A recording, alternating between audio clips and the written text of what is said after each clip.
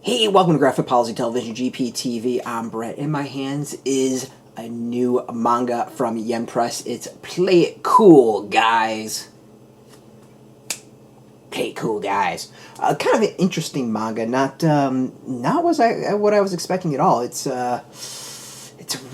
fascinating. It's an odd one. This is what, and the thing that I'm finding is really interesting about manga, and I know it's the case, but I haven't read a ton, so more of discovering it is it really does have tons of genres and cover pretty much anything you can think of if you want to read a certain story. Like there's a manga out there that's going to cover what you want.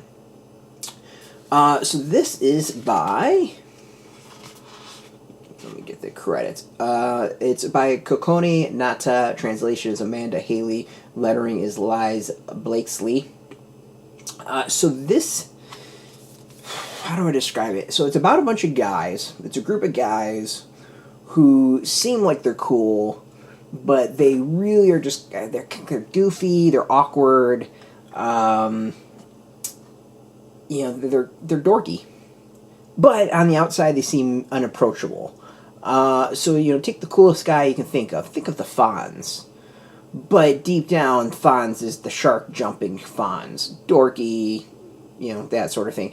It's a horrible example. It's just basically these guys and them kind of doing stupid little things and all the girls fawning over them and all the other people around them going, they're so cool. It's really weird. Like, there's not any, there's nothing for them to, like, go up against. There's not, like, some bigger story that I can think of. There's not some, like, evil thing that's causing all this. It's just simple guys keeping their cool when they screw up. That's the whole manga. And I'm not even talking, like, tripped and like fell and rolled and was able to pop up afterwards, like you saved yourself and made the accident look kind of cool. Like, this is simple things of like one guy forgets his wallet when trying to buy stuff, and another guy keeps on forgetting where he put his keys, and freaking out about it and then kind of laughing about it. Like that, another guy thinks he like forgot his camera someplace. Like, that's the level of conflict in these folks' life. It's kind of weird. I in some ways, so it's yeah, like, I don't know what the next volume's going to be like. There's more coming, apparently. In some ways it's kind of refreshing in that it shows that guys can be dorky. Like, you can do these things and it's acceptable. And I think in that way the manga is actually really good. To be able to say, you can trip, you can fall, you forget your keys, you can lose your wallet, like, all that stuff. Like, it's acceptable to do this as a guy. You don't need to be cool all the time. You can laugh at yourself. You can sit there and go, I'm a dumbass, or whatever. Like, it is okay to do these things and, brush them off. Like, it's totally fine to do that. Beyond that, like,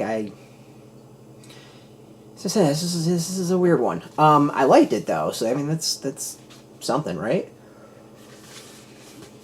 So here's the introduction to our four guys. These are the hot guys that everyone's fawning over.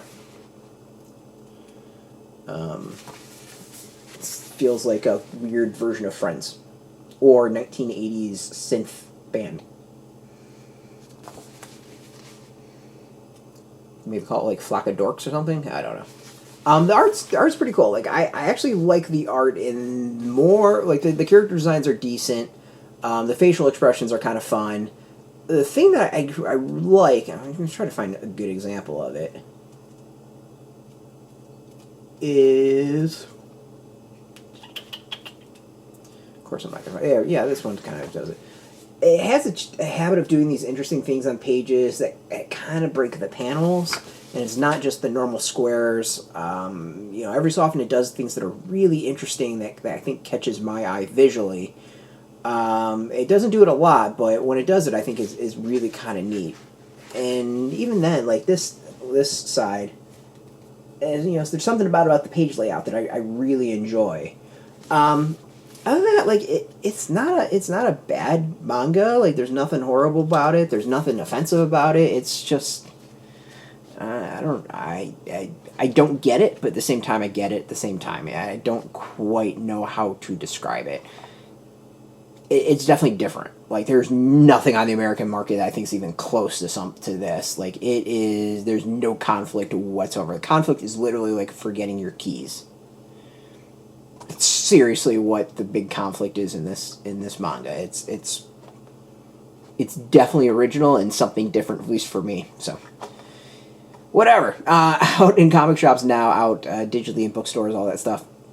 You can go get it. We got a link underneath this video. Put in your zip code. Tell if a shop's near you. No shop, no problem. We do have some affiliate links. There are affiliate links, so we get a small percentage by doing that. You help support our site. Speaking of support, I want to thank Yan Press for hooking us up with his review copy. We appreciate it, and thank you for watching. Now, if you're into manga, if you're into comics, check us out every single day at graphicpolicy.com. We're on Twitter, Facebook, YouTube, Tumblr, all at Graphic Policy, keeping it nice and consistent. So until next time, keep reading those comics and keep it geeky.